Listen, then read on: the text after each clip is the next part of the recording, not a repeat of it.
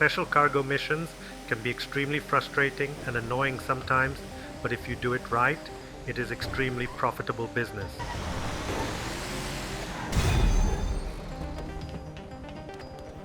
So let me show you the best ways to run this business. To start special cargo business, you need a CEO office first. You can buy one from Dynasty Executive site in your phone. Location of the office doesn't really matter that much, so just get the cheapest one and you are golden. But if you have a lot of money, I would recommend Arcadia or Maze Bank Tower because they are at the center of the map and it closer to the docks, so the export missions will be easier to do it from there. When it comes to upgrades, you don't need any at all, but accommodation is nice to have, so you can spawn in your office, but it is not mandatory. Next step is to buy a warehouse from your office computer. Warehouse comes in 3 different sizes: small, medium and large. You always want to buy the large one if you can afford it. Let me show you why that is. Assuming you always buy 3 crates at a time, it will cost $92,000 to fill up a small warehouse, and it will sell for $240,000 in a private lobby. So you make $148,000 in profit.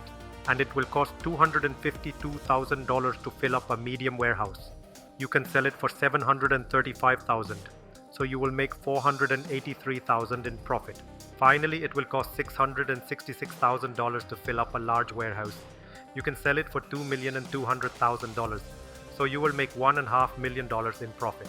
As you can see, the value of crates increases as the number of crates increases. Besides, time is money. It is easier to fill large warehouse and sell it once than doing small warehouse 10 times for same amount of money. So in conclusion, always buy large warehouse if you can afford it.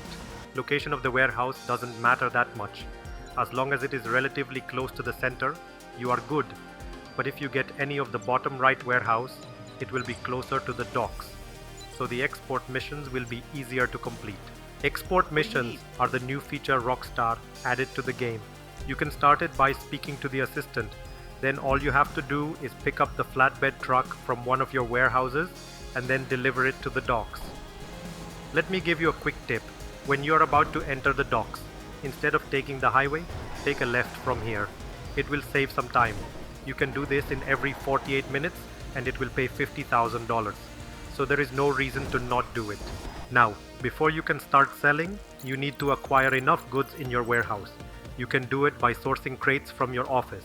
Remember to always buy 3 crates at a time. Because time is money, you may have to go back and forth to collect all 3 crates in one mission. But that is faster than have to do 3 different missions for each crate. Fun fact, you can tell if the mission will have 3 different crates or 3 in one crate by looking at the warehouse icon.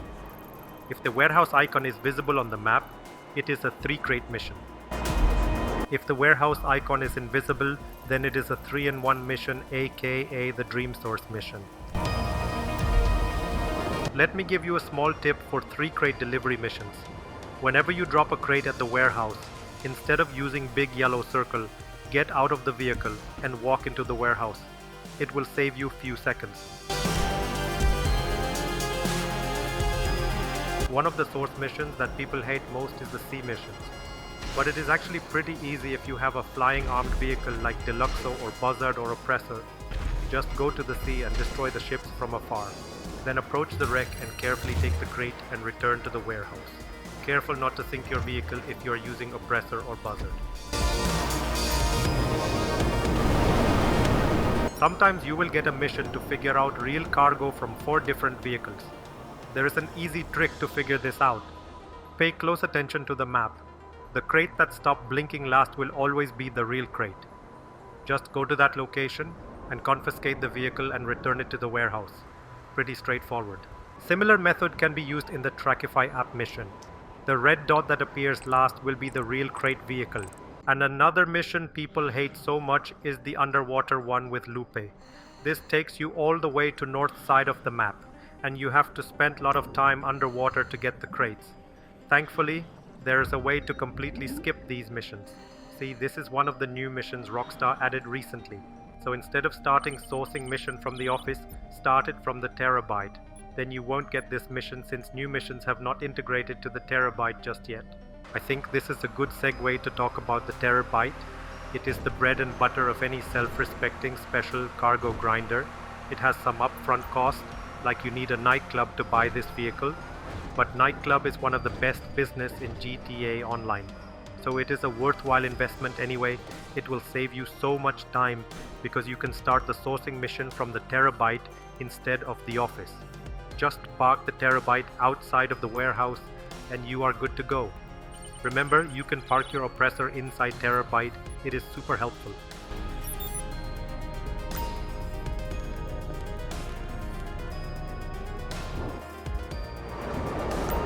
Better yet, if you park the Terrorbyte between two warehouses, you can alternate between them.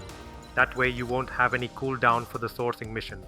This is the most optimal way to source cargo in GTA Online. Rockstar recently added a new way to passively source cargo. All you have to do is go to the staff in your warehouse and they will bring you crates for $7,500. You can do it every 48 minutes. Number of crates they bring is random between 1 to 3. As you know, it costs $666,000 to fully stock a large warehouse. But if you use staff sourcing exclusively, it will only cost you around $550,000. So it is actually cheaper to source crate via your staff. Now let's talk about raiding. If you have too many cargoes in your warehouse, it has a chance to get raided. If you lose the raid event, you might lose half of the cargo, but the mission is pretty easy. The real problem is the ghost raiding, where you won't even get a notification of the raid and you will lose your stuff. But this won't happen unless you AFK when registered as CEO for too long. So just to be safe, it is better to keep the amount of cargo in your warehouse below 77. That will significantly reduce the chance of getting raided. Before you get ready to deliver your hard-earned cargo, remember that you can upgrade your cell vehicles. These are not mandatory, but I highly recommend at least getting the speed upgrade for the boat.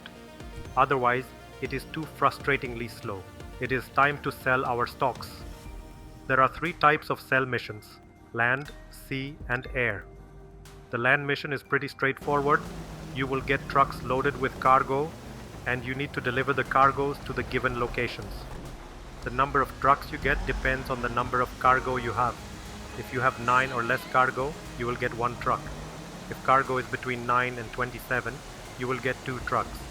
If the stock is above 27, it will always be 3 trucks. But don't worry, you can still sell them solo, there is plenty of time for it. The sea mission is the best one. All you have to do is get into the boat and deliver it to the destination. Some enemies might attack you on the way, but it is easy to fend them off. The air mission is the trickiest, because some helicopters might attack you on the delivery spot, and you are a sitting duck in your plane. So when you get this mission, get into the delivery plane and leave quickly, then enter a buzzard or similar attack vehicle and scout all delivery spots. If you find any enemies, kill them and then return to the plane. You will have plenty of time, by the way, so don't worry about that. It is just annoying. Now let's talk about public versus private selling. Due to the recent change Rockstar has made, we can sell cargo in invite-only lobbies now. So it is pretty chill. But there are advantages for selling in public session. For every 1 person who is not in your organization is in the server, you get extra 2.5 more cash. This will stack up to 50%. So if you have 20 players in your lobby, you will make maximum profit. Selling in public lobby is not that hard if you are careful. First, make sure there are no players in the lobby with crazy RP or anything, so we can avoid hackers. Then observe the kill feed. If one player is keep killing everyone, it is better to find a new lobby. Eventually you will find a peaceful lobby, you can start selling there, and make sure to take full advantage of Ghost Organization ability. Boat mission is the easiest one in the public lobby. Make sure to activate Ghost Organization and deliver the boat, you are golden. By the way, the reason it is grayed out for me is because I am in a private lobby at this moment. Ignore that. The truck mission is little more trickier in public session, because you have to activate Ghost Organization for each truck before you enter them. Also, it has 6 minutes cooldown, so you will have to wait between them. Don't worry, you will have enough time. By the way, some people seem to think that once you enter a truck, all trucks become visible to other players. This is not true. The truck will only activate once you enter them. Before that, they will not show up on the map for other people. So don't worry about that. Now, if a player randomly come across a sitting truck, that is another story, so you will have to quit the game or find a new session quickly. If you get an air mission in public lobby, I am afraid you can't do much about it. Because you can't finish Titan mission under 3 minutes, you will be a sitting duck. So it is better to just find a new session and start the new cell mission. By the way, just in case you don't know, if something goes wrong during cell missions, feel free to just quit the game or find a new session. You will only lose 3 crates as penalty. Rest will be safe, don't worry about it, and good luck.